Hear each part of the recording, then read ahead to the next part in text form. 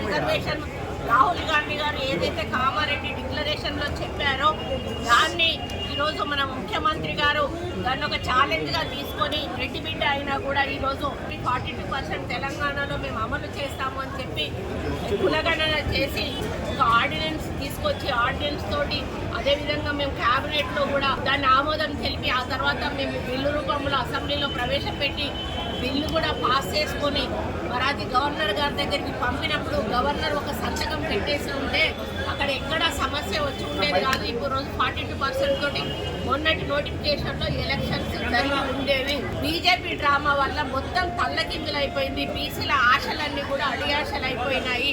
మరి వాళ్ళు అసెంబ్లీలో మద్దతు చెప్పారు, బయటికి పోయినాక తోక జాడిచ్చారు. మేము హైకోర్టులో వేస్తే హైకోర్టులో కౌంటర్ వేస్తారు, సుప్రీంకోర్టులో వేస్తే సుప్రీంకోర్టులో కౌంటర్ వేసి ఈరోజు ఆ బిల్లు పాస్ కాకుండా చేసి బీసీలకు అన్యాయం చేశారు. దీనికి ఎందుకు అడ్డుపుల్ల వేయాల్సిన అవసరం ఉన్నది అంటే బీసీలు మనుషులు కారా?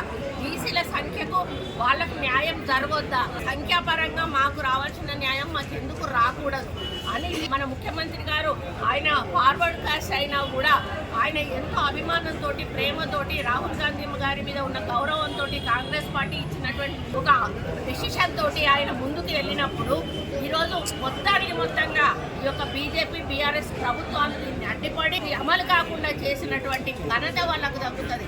ఈరోజు బీసీల పాపం వాళ్ళకు కొట్టుద్ది. ఎందుకంటే వాళ్ళు మీ కోర్టులో ఉంది, మీరు మాట్లాడండి, ప్రధానమంత్రితో మాట్లాడి అది అమలు చేపిస్తే మీకే వస్తుంది క్రెడిట్, మీరే తీసుకోండి, మాకేం అభ్యంతరం లేదు.